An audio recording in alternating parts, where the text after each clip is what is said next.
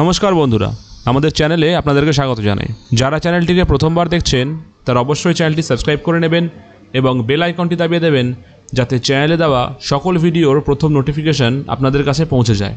তো সুপ্রিম কোর্টে আজকে শেষ হলো ডিএ মামলার শুনানি। রায় ঘোষণা স্থগিত রেখেছেন বিচারপতি সঞ্জয় ক্যারল এবং বিচারপতি প্রশান্ত কুমার মিশ্রের ডিভিশন বেঞ্চ। কারোর কোনো বক্তব্য থাকলে তা লিখিত আকারে জমা করতে বলেছেন শীর্ষ আদালত। রাজ্যকে আগেই ডিএর 25% মিটিয়ে দেওয়ার নির্দেশ দেওয়া হয়েছিল শীর্ষ আদালতের পক্ষ থেকে।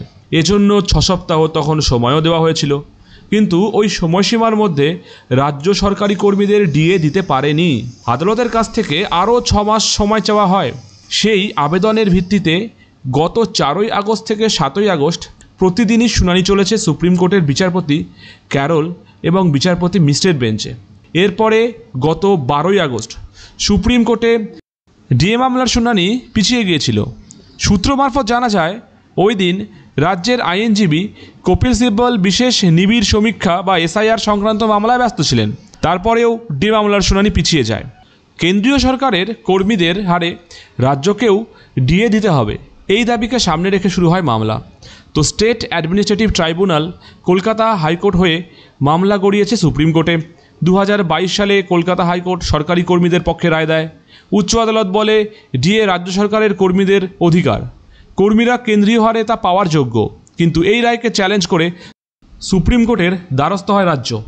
সুপ্রিম কোর্ট রাজ্যকে বকেয়া ডিএর 25% মিটিয়ে দেওয়ার নির্দেশ দেয়, কিন্তু রাজ্য সরকার শীর্ষ আদালতে আবেদন করে আরও সময় প্রয়োজন, আর্থিক সংকট আছে, টাকা দিতে পারছে না।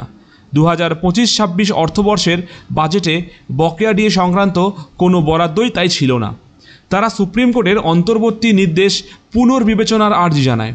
রাজ্যের যুক্তি ছিল, ডিএ কোনো বাধ্যতামূলক নয়, ডিএ কর্মীদের মৌলিক অধিকারও নয়। তাছাড়া কেন্দ্র ও রাজ্যের আর্থিক পরিকাঠামো একদম আলাদা। কেন্দ্র যে হারে ডিএ দেয় তার সাথে রাজ্যের তুলনা করলে চলবে না। অন্যদিকে মামলাকারী পক্ষের যুক্তি ছিল, নির্দিষ্ট সময় মতো ডিএ দেওয়া সরকারের নীতির মধ্যে পড়ে, খেয়াল খুশি মতো ডিএ দেওয়া যায় না।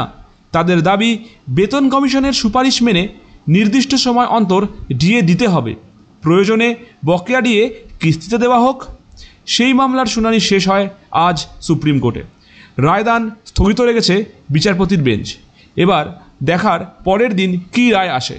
সবাই আশা করছে হয়তো রাজ্য সরকারি কর্মীরাই এই রায়ে জিতে যাবে। এবার দেখার আগামীতে কী রায় আসে। এই ছিল আমাদের ওয়েস্ট বেঙ্গলের ডিএ মামলার ইতিবৃত্তান্ত প্রথম থেকে। যাই হোক, আজকে এই প্রতিবেদনটি এই পর্যন্তই। ধন্যবাদ।